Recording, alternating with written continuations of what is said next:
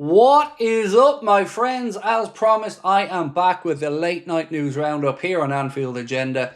When we were streaming tonight, the news broke of Napoli's concrete interest in Darwin Nunez. We're going to take you through what we know, what we don't know, and what may well happen over the next few days. On top of that, we're going to be discussing Luis Diaz's contract talks look like they've stalled as he awaits to see if Barcelona make a move for him. Then we'll have a little bit on Ibrahim Konate, as there's been some reports to say that he's interested in that move to Real Madrid. So we're going to say, well, what may happen? What are the avenues open to Liverpool? And who, if anybody, could come in and replace Konate if the worst comes to the worst?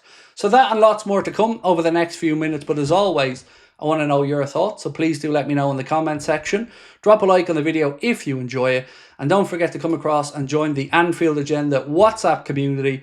We've gone past 5,000 subscribers or followers in our first week, so we do appreciate your continued support. If you want to join, it's completely free of charge. Just scan that QR code and it will take you right there. So let's start off with the Darwin Nunez news. So as I mentioned, this really started to break a bit more while we were live tonight.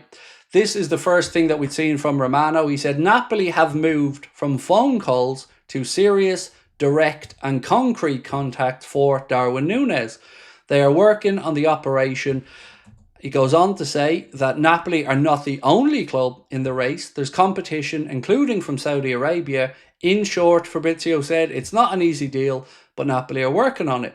On top of that, he said Napoli have stepped up. Now we need to see if it's financially feasible, especially considering the competition from Saudi and European clubs. Now, that last line is actually a good line for Liverpool, especially considering the competition, which means there are, well, a few clubs hovering around looking at Darwin Nunez. So, can Liverpool potentially get, dare I say it, a bit of a bidding war here? Some reports suggest Liverpool want as little as £50 million for Darwin Nunez. Some other reports suggest £70 million. For me, I think the upper level of that would only be really achievable from Saudi. But if Napoli are interested, as an example, well, there is one possible destination that we could make happen, and that is, of course, Victor Osimhen maybe coming to Liverpool and then Darwin Nunez going to Napoli. Now, easy to say these things, much more difficult in the real world to make it happen. But also, I don't know if Liverpool really do want Osimhen.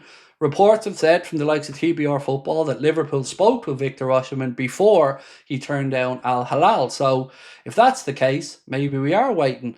If Liverpool do have an interest in him, certainly a feasible deal to do with Napoli, right? His release clause, I think, is about £60 million or €70 million, and Liverpool value Darwin somewhere between £50 million and £70 million. So wouldn't be out of the realms of possibility. But again, we are jumping a little bit ahead of ourselves here. What we do know is 100% Darwin Nunez will be leaving Liverpool Football Club this summer. It's just a matter of when and for how much money. For me, I would like to think that Liverpool have a centre forward that they want to bring in. Truth be told, lots of people guessing on Isak, others saying about Osimhen. Sesko is a name that is still in the mix as well. Arsenal look like they're moving for Victor Gyökeres. United have, well, made a play for Hugo Ekitike, but as of yet, he hasn't committed. I can't be the only one who feels like there are a lot of centre forwards right now on the market waiting to see how Liverpool react and what Liverpool do. Osimhen could have gone to Chelsea. He didn't. The likes of the Hugo Ekitike signing, again, Chelsea tried to sign him before the Club World Cup, but he wanted to wait. Similar situation again with Manchester United, who've made a play for Hugo Ekitike. It feels as if he's waiting to see what Liverpool want to do. Now, I know that sounds really arrogant, but we are in a pretty good position at the minute. Florian Wirtz coming into the football club, and let's be honest, what striker wouldn't love the idea of him being in behind feeding balls through? So I don't know who Liverpool's target is, but I do know it will speed up once we get the situation with Darwin Nunez and his departure sorted. Then it's going to be a lot harder for Liverpool to disguise their interest because we're going to have to get moving. Konate, let's speak about him. So Marca, who are very much a mouthpiece for all things Real Madrid, have said that he wants to go to Real Madrid and that he wants to run down his contract. So we had a discussion on the stream tonight and we asked, is Konate worth the rumoured £200,000 a week that he's asking for? Again, I say rumoured because we don't know. And the chat said 61%, no, he isn't worth it. 39%, yes, he is. But ultimately, for me, it'll come down to one thing. Does he want to stay at Liverpool Football Club or does he want to run down his deal and go to Madrid? If it's the latter, then nothing Liverpool do within the realms of being reasonable, we'll get him to stay. And if he doesn't want to stay, then we've a bigger problem to deal with. And that, for me, is why I'm worried about the centre-back situation. With regards to Andy Robertson, nothing really new breaking today on that one. The big difference evaluation could be a potential problem. Some reports say Liverpool want about 25 million euro, and then other reports say that Atletico would hope to get him for free or next to nothing. But again, his agent, Trent's brother, has apparently been phoning around, offering him to lots of clubs in Europe. So we'll wait and see what happens with that one. The Diaz situation is another one that I want to keep you informed about, because Barcelona, a bit Jekyll and Hyde with this. 1 minute, they're all in. They only want Luis Diaz. Then the next minute, it's Nico Williams. Which one is it? Because what I don't want to happen is Barcelona to string along Diaz, tell him to make a play to say, I want to leave the club, and then leave him stranded high and dry. If he wants to go to Barcelona, I think Liverpool Football Club fans will be understanding of it as long as the deal gets conducted in a decent way and it isn't a situation where Liverpool are maybe being forced into something at the end of the window. Liverpool have plenty of time on this. He's got 2 years left on his contract and he's on a relatively modest wage. So from our perspective, it's pretty calm. But I don't want Lucho dragged around by Barcelona if they're going to move for Nico Williams. So keep an eye on that situation as well. Milos Kerkez. Well, the big story there today was the post, I think, on Instagram from his brother.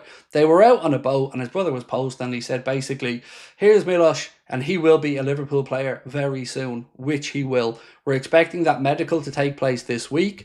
And then, of course, we're going to be keeping an eye and tracking all those planes from Corsica over because we got to wait for Florian Wirtz. He's on holiday till Wednesday. It could be sorted out before then. Maybe he jets in quicker to get this deal sorted out. Maybe he does wait till Wednesday. But either way, I would venture to say by the end of this upcoming week, Liverpool will have signed Frimpong already, Wirtz, Kerkez, and then we're going to look towards the striker and the centre-back situation.